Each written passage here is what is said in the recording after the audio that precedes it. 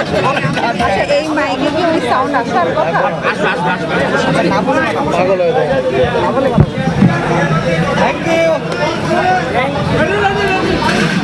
দেখতে তো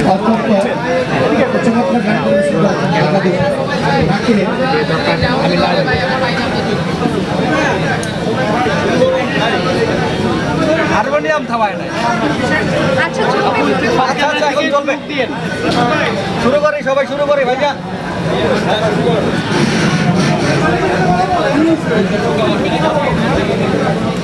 যাবো আমি প্রশ্নটা শুরু করি।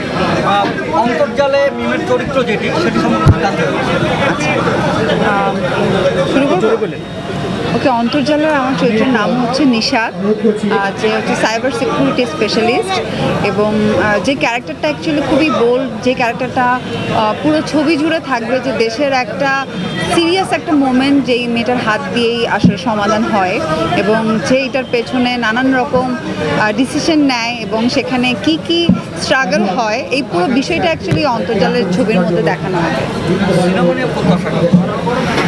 সিনেমা নিয়ে প্রত্যাশা অনেক বেশি, কারণ ছবিটা যতটুকু আমি দেখেছি অসম্ভব ভালো, এবং আমাদের বাংলাদেশে এত উন্নত মানের ছবি এর আগে কখনো হয়নি, বিশেষ করে আইটি হ্যাকিং এই রিলেটেড কোনো ছবি এর আগে কখনো হয়নি, এটাই প্রথমবার।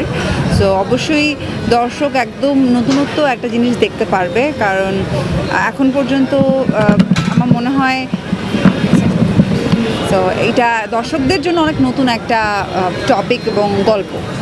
সাইবার থ্রিলার ধর্মী সিনেমা যেটা আপনি বলছেন, এটি আসলে আমাদের দেশের জন্য এই কেসটা আসলে বাঙালি যারা বাংলাদেশি যারা এখন পাই সেই হিসাবে আসলে এটা কোনো চ্যালেঞ্জিং ব্যাপার কিনা যে আসলে থ্রিলার ধর্মী সাইবার থ্রিলার এটা না, আমাদের বাংলাদেশি মানুষরা থ্রিলার ছবি দেখতে পছন্দ করে। সো থ্রিলার তো অ্যাকচুয়ালি সব ধরনের থ্রিলার দেখতেই মজা লাগে, সেইটা সাইবার হলেও তো আমার বিশেষ করে আমার আরও বেশি ইন্টারেস্ট, কারণ আমি কিন্তু প্রচুর সায়েন্স ফিকশন, তারপর সাইবার হ্যাকিং এই রিলেটেড আমি অনেক মুভি এবং সিরিজগুলো কিন্তু দেখি, কারণ আমার খুব ভালো লাগে। তো আমার মনে হয় বাংলাদেশের দর্শকদেরও ভালো লাগবে, আর বাংলাদেশের দর্শকরা সবসময় নতুনত্ব কিছু দেখতে চায়, গল্পে নতুনত্ব দেখতে চায়, যে টপিকটা নিয়ে ছবি হবে সেটাও নতুনত্ব দেখতে চায়। তো এখানে আসলে ব্যাংক হ্যাকিং মানে হ্যাক হওয়ার পর কি কি সমস্যা হয় দেশের, এই জিনিসগুলো তো আসলে আমরা সবসময় নিউজে পড়ি, টেলিভিশন নিউজে দেখা হয়, এই পর্যন্তই থাকে, কিন্তু এইটা আসলে বাস্তবায়ন মানে মুভিতে কি কি মানে হয়েছে, সাধারণ মানুষের কী ধরনের প্রবলেম হতে পারে, অথবা এর পেছনে যে মানুষগুলো কাজ করে তারা কি ধরনের মানে কষ্ট করে, এইটা আসলে এই অন্তর্জাল দেখলে মানুষ বুঝতে পারবে। আচ্ছা, ব্যক্তিগত জীবনে মিম কখনো সাইবার প্রতারণার কখনো শিকার হয়েছে? মাঝে মধ্যেই তো আসলে আমাদের ফেসবুক হ্যাকিংয়ের জন্য অনেকে ট্রাই করে, সো এই ধরনের তো অ্যাকচুয়ালি হয়, অথবা সাইবার বুলিং যেটাই বলি না কেন, এই ধরনের তো প্রতিনিয়তই আমাদের বিশেষ করে আমাদের মেয়েরা এরকম অনেক ধরনের প্রবলেমে পড়ছে। আপা এই সিনেমাটা অবশেষে মুক্তি পাচ্ছে, যেটা ওইখানে বলছিলেন এটা আসলে নিউজে লাগবে, অন্যগুলা কন্টেন্ট। জি, এই সিনেমাটা অবশেষে মুক্তি পাচ্ছে, এখনকার জায়গাটা বলে। ওকে, আমাদের এই ছবি অবশেষে মুক্তি পাচ্ছে 22শে সেপ্টেম্বর, এবং আশা করি যে এই 22শে সেপ্টেম্বর আরেকটা সুখবর হচ্ছে 22শে সেপ্টেম্বর শুধু বাংলাদেশে না, একই সাথে আমেরিকা কানাডাতেও রিলিজ হচ্ছে।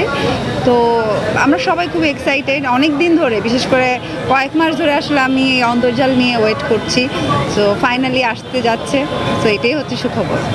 এই যে পেছানোর জায়গাটা অনেকে তুলনা করছেন জাওয়ানের সাথে, কম্পিট না করতে যাওয়ার কারণে পিছিয়ে যাচ্ছে প্রযোজনা সংস্থা। আপনি অভিনেত্রী, আপনার এই বিষয়ে আমি মন্তব্য জানতে চাইবো না, বাট এইটাকে আসলে আমাদের পিছিয়ে দেওয়া মনে করছেন কিনা?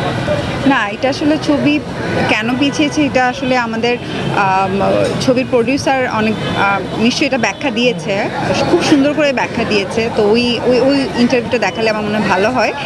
কিন্তু একটা প্রজেক্টের পেছনে সবাই কষ্ট করে, তো পেছনের পেছনে নিশ্চয়ই অনেক রিজন থাকে, এবং সেটা আমাদের ফিল্মের জন্য ভালো, আমাদের ইন্ডাস্ট্রির জন্য ভালো অবশ্যই, তো সেই বিবেচনা করেই আসলে হয়তো পেছনে হয়েছে।